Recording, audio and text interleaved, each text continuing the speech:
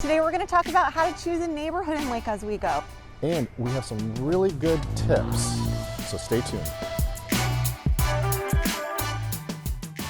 All right, let's get into it. But before, I just want to remind you, if you have any questions about the local real estate market here, reach out, give me a call. Any specific questions, I can answer them. Here we are walking through the Country Club district of Lake Oswego on a really cold but beautiful December day. But hot coffee from Morse. I actually have some pretty strong opinions on this topic of choosing the right neighborhood. But first, I want to start with asking you how you help clients, because you have people calling all the time from out of the area, out of state. I know you just had two buyers. I'm thinking of Cedar Court and the Wheeler House. You know, both families that were moving here from out of state. And I know they have this question for you. How do we know what neighborhood to pick? Where should we be looking in Lake Oswego? So how do you help clients when they first approach you with that question? First, I start with the three main questions. What's your price point? Number one. Number two, do you need walkability? And what exactly does that mean? Third is lake access. What does that mean to you? Do you need access? Now let's dive deep into those three questions. Our first topic, price.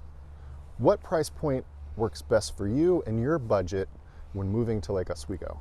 Well, first, can you tell us what's like the median price point and the bottom range to get into Lake Oswego? So the median price point right now, towards the end of 2021, is a little over $900,000, and that includes condos and single-family residences. If you're just talking houses, you're probably going to be closer to that $1 million mark, a little bit over it. But there are houses, say from high sixes on up to multi-million dollars that you can get into in and around Lake Oswego. So there should be something for your budget depending on what that is. Okay, so that's helpful because I think that way you know, if you're in the high sixes or 700,000, you can get into Lake Oswego and really have great options no matter what neighborhood you're in. And then from there, some of the most expensive neighborhoods are going to be homes right on or around the lake, obviously. Mm-hmm. And then some of the neighborhoods that are closer to downtown. So First Edition, I would say this neighborhood that we're in right here, we're bordering the country club and the golf course. The homes here have, very big lots, big, beautiful, stately homes. This is certainly an expensive area. If you're in the higher sixes, there's Mount Park. That's a good neighborhood option. There's also River Grove. And this is Country Club District, and as you can see, there's some amazing homes. Look at this home right back behind me, and right across the street is the Country Club, which wraps around, and there's quite a few houses right on the golf course. So let's walk back up this way, and you'll be able to see right over behind these houses is the golf course. Topic number two, walkability. As you can see, there's not a lot of shops in this neighborhood. But we had to stop and pick up our coffee by car. That's right, but it was only like 3 minutes away. So most of Lake Oswego is not walkable to shops in that sense, but it is very walkable in terms of walking around your neighborhood, getting exercise, going to a park, going to trails. Pretty much every neighborhood in Lake Oswego is walkable to a trail or a park, wouldn't you say? Definitely. Yeah. It's just a few of the neighborhoods that are closer to downtown that have access, and then I would say up in Lake Grove that have access to restaurants, shops, coffee shops, being able to, walk to the grocery store, walk to dinner, walk to get a drink. You're more limited in that. We don't have that on the south side of the lake where we are, mm-hmm. And I would say that's more the norm. But like Aaron said, it's knowing what's really important to you, and maybe what's important to you is being able to walk your kids to school. That's a different kind of walkability. Yeah. But it's really, if you want to have that walkable community environment, then you're more limited in neighborhoods, and you definitely want to reach out and make sure that we can tailor a search for you. But then you're looking at the neighborhoods like First Edition, Lake Grove, Old Town. And over near the Mikado Grove, which is a new shopping little development with restaurants that they just finished building, and that's over on the northwest side of Lake Oswego. Point number 3, lake access. I always ask this question: how important is it to have lake access in Lake Oswego? If you just want the amenities and the experience of living in a lake town that's near downtown Portland, it's a 15-20 minute drive. It's very close, but you don't actually need to have a boat on the lake or a paddleboard or something like that. Then you can live anywhere in Lake Oswego and you don't really need to worry about this.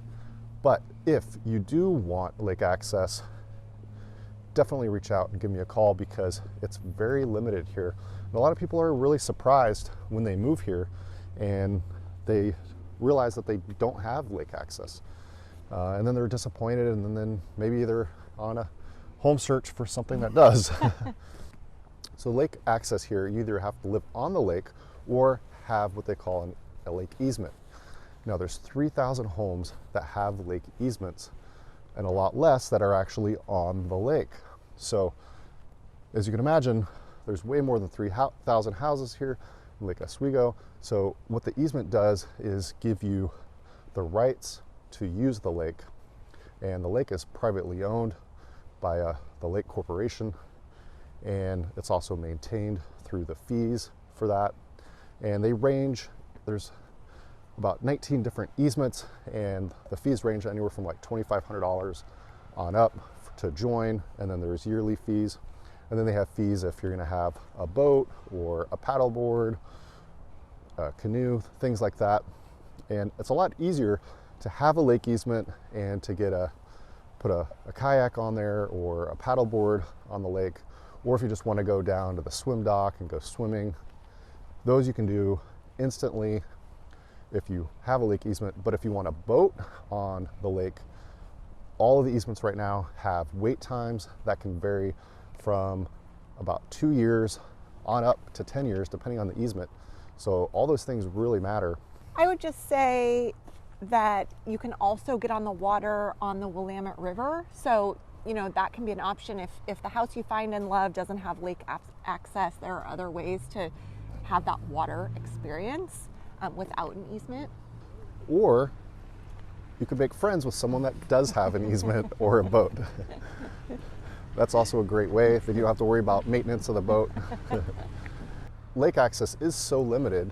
If that's something that doesn't fall into the house that you really like, or your budget of getting a house with an easement, then there's always the river, the Willamette River. We have an awesome park here, Lake Oswego George Rogers Park, and that has an awesome beach. I've highlighted that in other videos.